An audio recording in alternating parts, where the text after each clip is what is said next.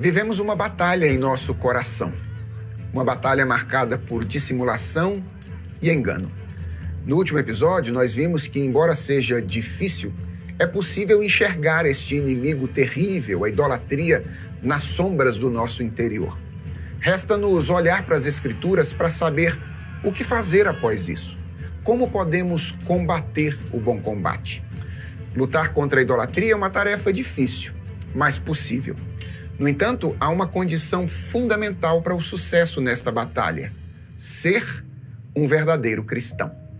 Os 3 imperativos contra a idolatria mencionados nos episódios anteriores confirmam essa verdade. Todos eles compartilham uma característica comum. Eles são precedidos por afirmações que descrevem as ações de Deus em favor daqueles a quem eles são dirigidos e que estabelecem a base para o seu cumprimento.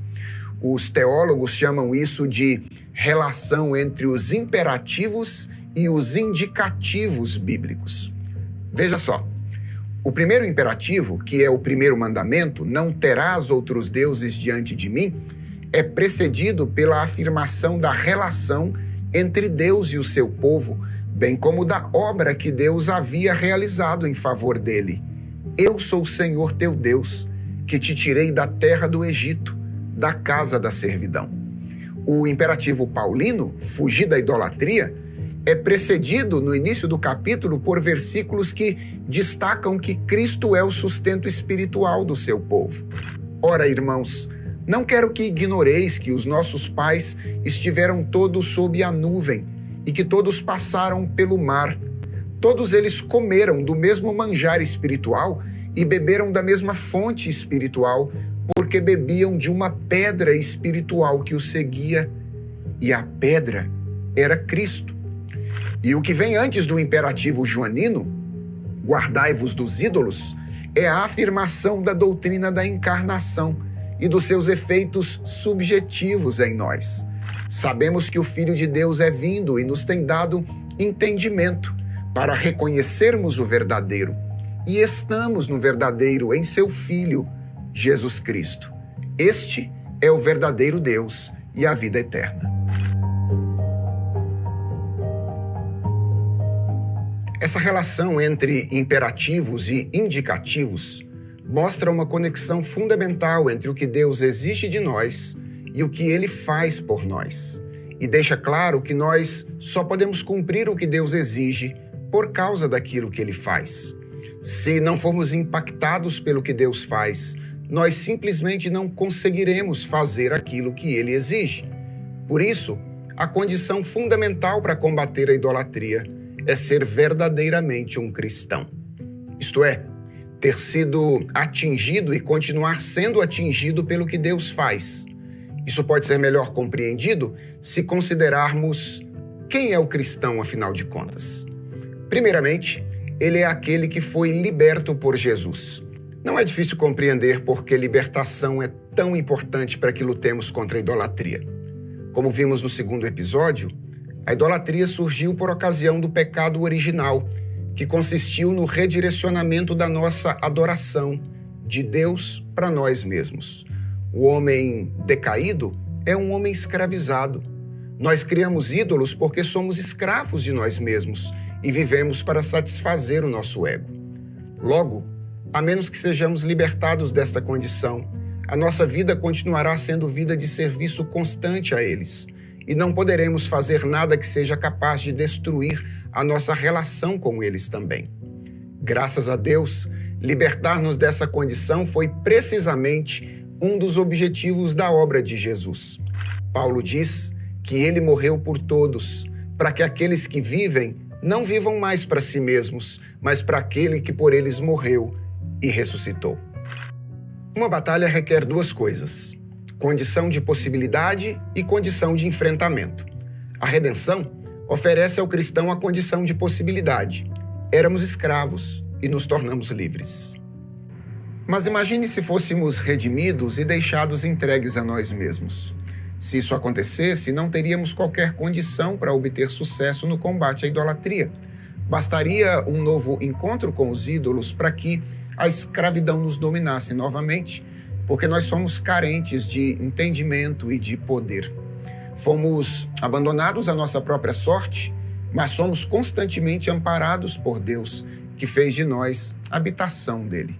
Somos habitação do Espírito de Deus e de sua palavra, e por isso podemos obter vitórias reais na luta contra a idolatria. Além de agir criando as condições para lutarmos contra este pecado, Deus também age criando oportunidades para que essas batalhas aconteçam. E há 2 eventos bíblicos que ilustram muito bem isso. O primeiro aconteceu na vida de Abraão. Você já parou para pensar por que Deus pediu a Abraão, seu filho Isaque, em sacrifício? Da perspectiva da soberania de Deus e da própria história da redenção, nós podemos dizer que ele fez isso com um propósito profético.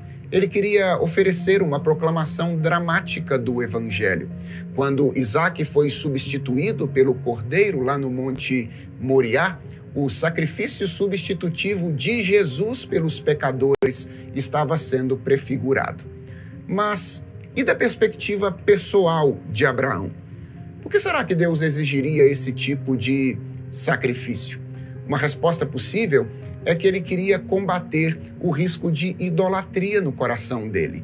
A gente percebe isso na maneira como Deus fala com Abraão 2 vezes naquela ocasião.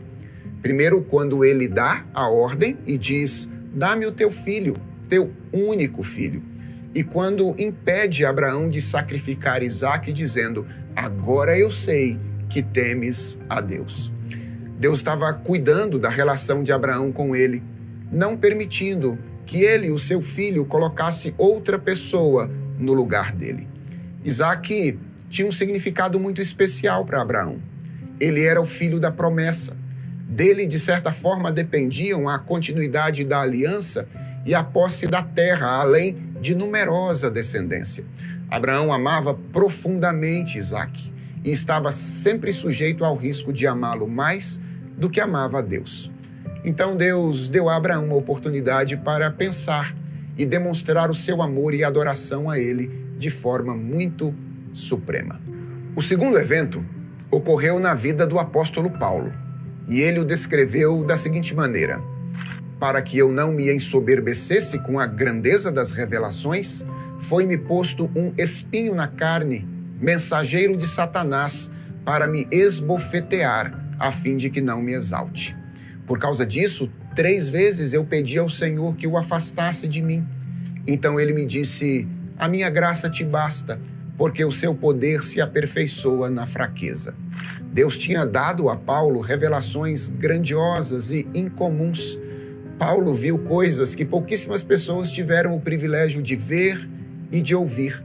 E um dos riscos que ele enfrentava por causa disso era o de se orgulhar, substituindo pela dádiva que tinha recebido o doador. Deus então colocou em Paulo uma circunstância desconfortável e incômoda que ele comparou a um espinho na carne, com a finalidade de que ele não se ensoberbecesse.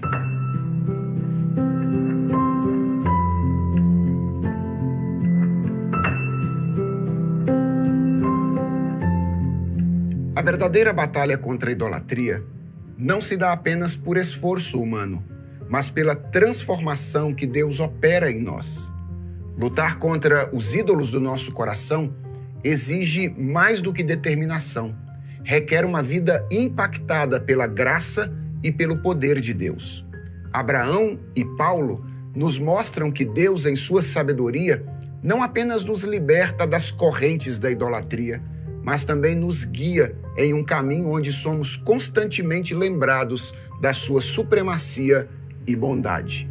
Que possamos, portanto, buscar essa relação viva e ativa com o Senhor, confiando que Ele é quem nos capacita a vencer cada batalha, fortalecendo-nos na fraqueza e dirigindo os nossos passos para longe de tudo aquilo que tenta usurpar o lugar que pertence somente a Ele.